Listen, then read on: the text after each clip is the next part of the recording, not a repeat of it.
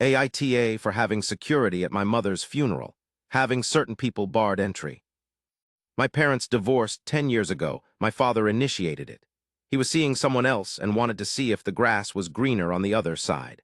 I neither am for or against his reasoning, but I was against how he treated my mother after they finalized their separation.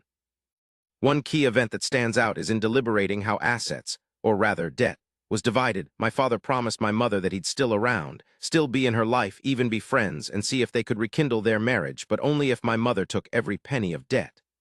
My mother was naive to agree to it, because once the divorce was finalized, my father was on a plane in a matter of days, off to live his new life. It should be obvious that none of us were happy with my father, and I've been no contact the entire time. My mother passed 3 weeks ago. She is survived by my 2 siblings, and I was in charge of the funeral.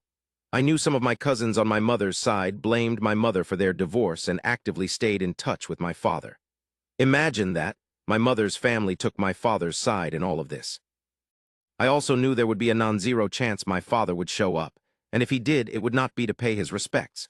So I hired security for the funeral and church service. Long story short, my father and his new wife showed up. They were barred entry. One of my aunts got very upset and caused a scene and let slip her daughter, my cousin, invited him. So I had security escort my cousin out of the funeral, too. This event has caused a rift between families, or at least embiggened the one already there.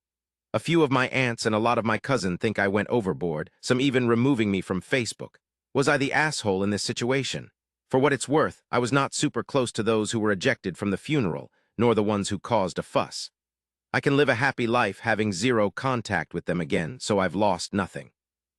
I'm still no contact with my father, who flew out for the funeral. Edit. I appreciate the awards, but this is a throwaway account. Why award a throwaway with anything? There's nothing I'm really hiding here. I was the one who knew about the affair because my father left his email open at home when he went off to work, and me being an immature teen decided to snoop. In them, his mistress, now wife, tried to convince him of fantasy things my mother did and tried to turn him against her. Things like she would ask my dad something my mother did to him that was maybe insignificant at the time and twisted it around so it became a bigger deal. Like one instance is when I was much younger, my mother went to bingo without telling him. My dad was the sole income maker at the time. My mom won a fair bit of money, but my dad was upset she never told him she went beforehand with his money. Something that was resolved 10 years prior and which was insignificant in the grand scheme of things, she blew it up to bigger than it was. Many such cases like this, she blew things up to convince him to leave my mom. This is why I don't fault my dad for the divorce or separation. I fully blame the other woman. It sucked being 17 at the time, but that's life. People get divorced, and it's not my place to get in the middle of my parents' relationship. However, I was upset with his behavior after the fact and the one event I mentioned. Much of my mom's extended family are more asterisk traditional and view divorce as a tragedy no matter the circumstances. They blame my mom for not trying harder to keep the marriage together. Once the divorce was finalized, my mother became an outcast to most of her family. This is why a lot of them favored my dad, because he convinced my mom that she was why their marriage fell apart. He was a textbook manipulator.